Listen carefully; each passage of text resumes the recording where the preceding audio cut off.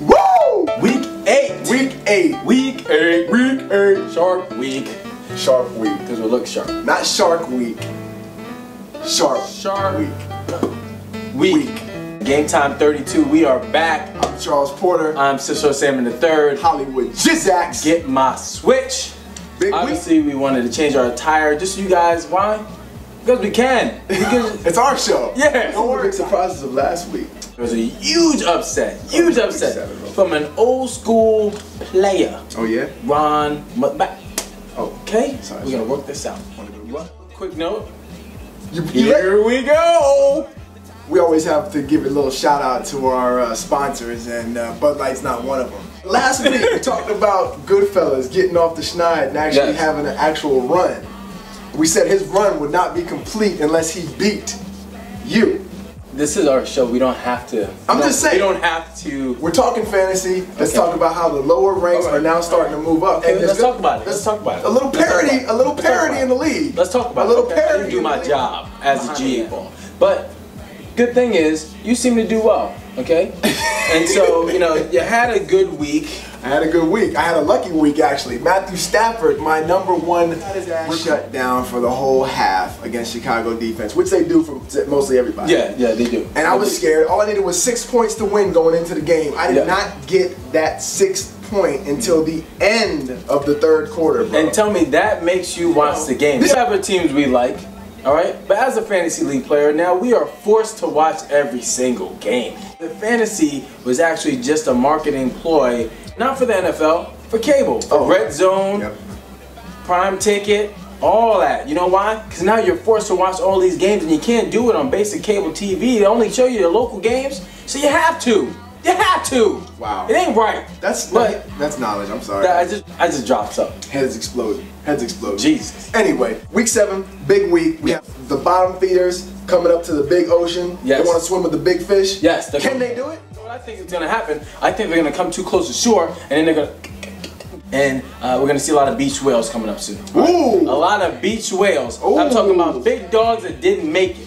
I made that up just now. I think that's a personal attack against your opponent this week, the bitch slappers. Because the bitch slappers is a big whale. It's a big whale. He's gonna come too close to shore, trying to mess with the little guy. That's me. He's gonna hit the sand, and next thing you know, water's gonna drift out. Dead fish rising. Because right now you are 8th in the league. The top 8 teams go to the playoffs. Big game of the week.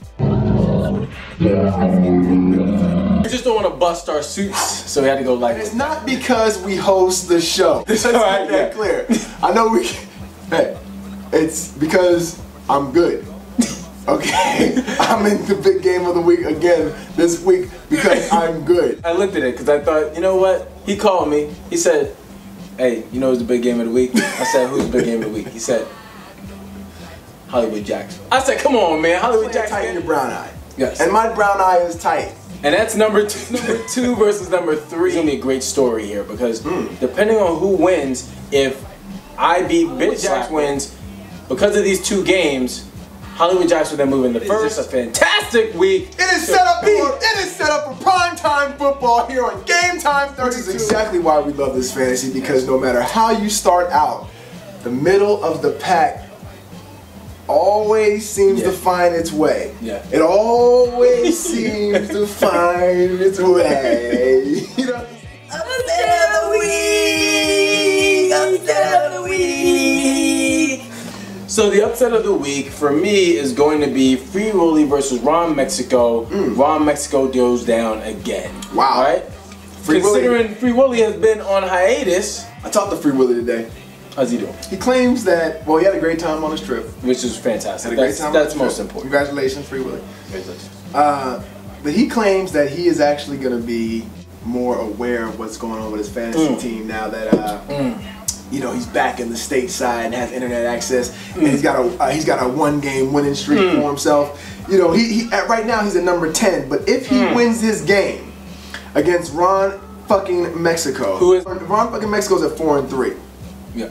There's a middle of the pack situation going on in our league where there are 4 teams at 4-3. Well, just a quick thing. I think Free Willy needs, instead of checking with him, he should probably check with his wife to see if he has the time that it's going to take in order for him to make the moves. He went there.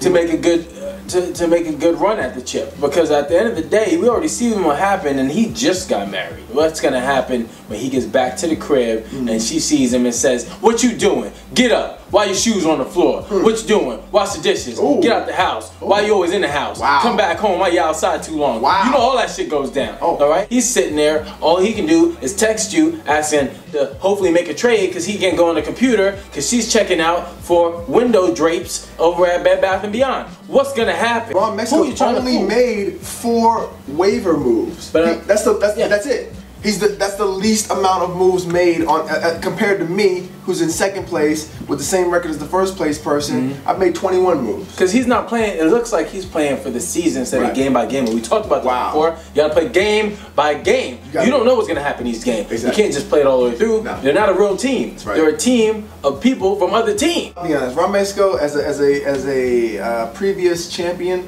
nothing but love and respect.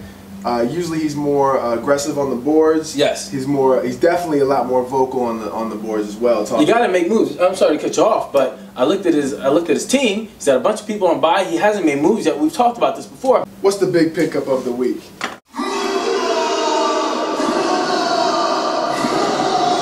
It was Matt Schaub getting picked up by Sweet Feet. Wow. Sweet Feet. It's like a tap dancer. That guy, I tell you, he stays every year. Yeah. Every year. How did you pick up Matt Schaub? That's a good question. How did that happen? Guess who had him? Who had him? His brother. And we always accuse, that's inside trading. That's inside trading. Martha Stewart, son. Let me ask you this. Martha Stewart. How does his brother drop Matt Schaub at 3:30 in the morning? Oh, come on. And Sweet Feet picks him up at 3:05. I don't like what's going on. I don't like what's going on here. Who drops people at 3 o'clock in the morning when nobody else is on the boards? I don't like what's going on here. Commissioner, please do something, all right? Otherwise, we're going to have a revolution, and you don't want to see that. You don't want to see that. You don't want to see that. You don't want to see that. You don't want to see that. You don't want to see that. Matt Schaub is a monster out there. He's definitely going to get the points. He may actually overshoot it. I mean, their team is well-rounded, and their defense is doing great, which means the offense is back on the field. Matt Schaub runs the point. Championship caliber team. Yeah, you can't. Church. I don't know if you watch the NFL Network or not, but I'm tuning into this guy for my fantasy information. They ain't got shit on him. I feel you. I feel you. I know what you're waiting for. Why am I not making up my nigga? He knows the stats. When he said he's on the boards 8 hours a day, he wasn't playing, and I'm sad to say he then lets me know what the stats are. I break it down in the fantasy terms. That's why we're a great team.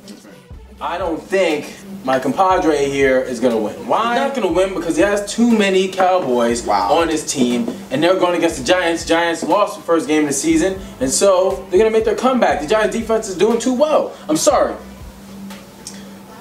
I have Felix Jones and Tony Romo, who I've traded. I gave Julio Jones away to kiss the rings bitch, Tony Romo, and Sidney Rice. Now I know what you're thinking.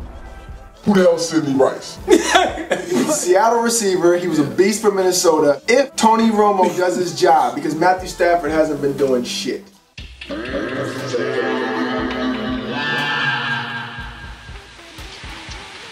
This guy has made many appearances in the Bum Fight of the Week. Fight of the Week is Goodfellas versus Ghost of Sparta.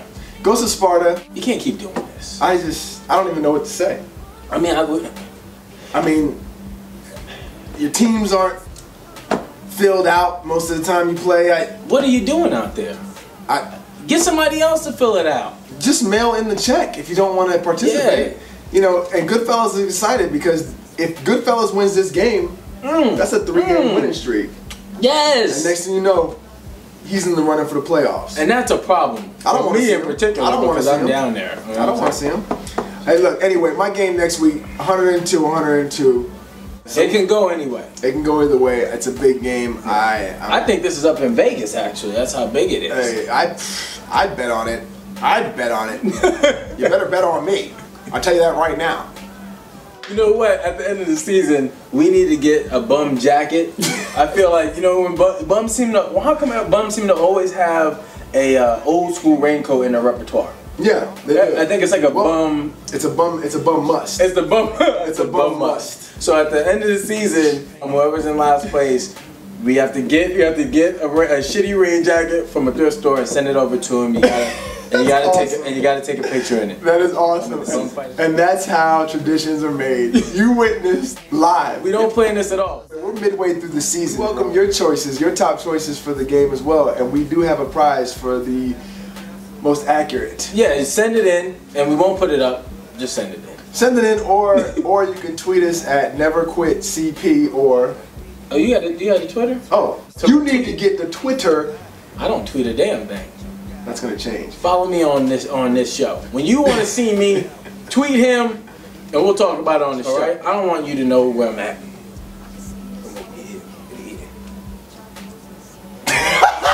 All right, guys. Well, listen. Good luck to you and yours this week.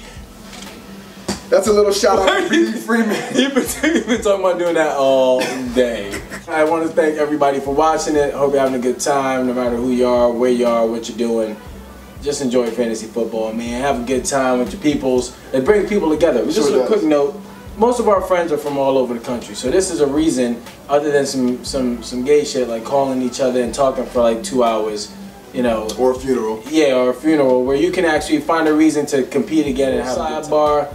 All the comments here are jokes, alright? If you take it too seriously, you shouldn't be fucking watching it. We're the two most eclectic people you probably ever met. So, yeah, but we don't take shit too seriously here, and nor should you out there. Life is short. Enjoy yourself, man. I'm Charles Porter. I'm Cicero Charles III. Hollywood Jizax. Get my spin. Game time 32. I said it must be, cause a nigga got dough.